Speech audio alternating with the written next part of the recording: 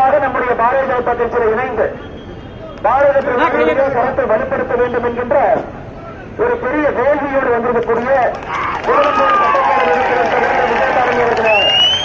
மேடையின் மீது இருக்கக்கூடிய எல்லா சகோதர சகோதரிகளே, பத்திரிகை நண்பர்களே, பெரியவர்களே, தாய்மார்களே, முதல் உங்களுக்கு நன்றியை தெரிவித்துக் கொள்கின்றோம்.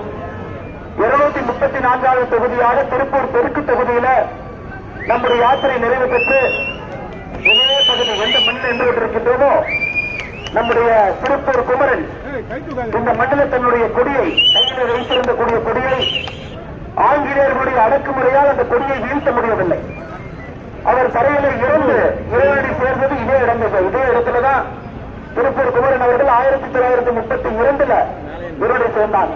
கீழே விழுந்த பொழுது கூட அவருடைய கொடி கையில் இருந்துச்சு. கொடி காத்த குமரன் என்று சொல்வோம். இன்னைக்கு நம்முடைய 234வது தொகுதி திருப்பூர் தெற்குல நம்முடைய கடைசி பகுதி ஏதோ இடத்துல எந்த கொடிக்காக திருப்பூர் குமரன் அவர்கள் உயிர் நீத்தாரோ அதே இடத்துல பாரதிய ஜனதா கட்சி எண் மக்கள் யாத்திரை முடித்திருக்கிறார். ஒரு பெரிய பாக்கியம். அவர் விழுந்த அதே இடத்துல விழுந்து மண்ணுக்கு ஆசீர்வாதம் செய்து மக்களுக்கு நன்றிகளை தெரிவித்து 234 தொகுதிகளும் கூட எண் மக்கள் யாத்திரை உங்களுடைய அன்பையெல்லாம் பெற்று எழுச்சியோடு உங்களுக்காக தமிழகத்தினுடைய அரசியல் மாற்றத்திற்காக புதிய ஒரு தமிழகத்தை படைப்பதற்காக 2024 மூன்றாவது முறையாக பாரத பிரதமர் நரேந்திர மோடி அவர்களை ஆட்சி கட்டளை அமர்த்துவதற்காக நடத்தப்பட்ட இந்த யாத்திரை எந்த இடத்துல எந்த கொடிக்காக திருப்பூர் குமரனையா தன்னுடைய உயிர் நீத்தாரோ அதே இடத்தில் இந்த யாத்திரை முடித்து தேசிய கொடிக்காக, தேசியத்திற்காக, ஆன்மீகத்திற்காக, குடும்பாட்சிக்கு எதிராக, லஞ்சத்திற்கு எதிராக, அடாவடி அரசியலுக்கு எதிராக, எல்லாவற்றுக்கும் மேலாக சாமானிய மக்களுக்கு ஆதரவாக தமிழக பாரதிய ஜனதா கட்சி என்றும் இருக்கும். அரசியல் மாற்றம் நிச்சயமாக தமிழகத்திலே வரும்.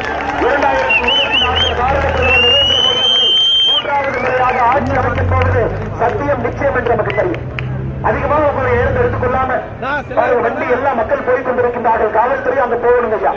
அதனால் நேரடியாக என்னுடைய உரையினுடைய கடைசி பகுதிக்கு வந்து விடுகின்றன ஐயா. இந்த யாத்திரை இன்று முடிந்திருந்தாலும் கூட இதனுடைய வேள்வி தீப்பொறி இன்னும் 100 நாட்கள் இருக்க வேண்டும். எப்படி கடந்த 6 மாத காலமாக பட்டு தொட்டி எல்லாம் தமிழகத்தினுடைய பாரதிய ஜனதா கட்சி தொண்டர்கள் மக்களை சந்தித்து கட்சிக்காக பிரதமர் மோடிக்காக உழைத்தீர்களோ, இன்னைக்கு இந்த யாத்திரை முடிந்திருந்தாலும் கூட இந்த யாத்திரையினுடைய வேள்வி, இந்த யாத்திரையினுடைய தீப்பொறி அடுத்த 100 நாட்களுக்கு இதேபோல் இருக்க வேண்டும் ஐயா. இது நம்முடைய சங்கல்பமாக, சபலமாக இருக்க வேண்டும். தமிழகத்தில் அரசியல் மாற்றத்தை ஏற்படுத்தி மோடி அவர்கள் 400 எம்பிக்களை தாண்டி ஆட்சியில் அமரும் பொழுது 32 எம்பிக்கள் தமிழகத்திலிருந்து சென்றிருக்க வேண்டும்.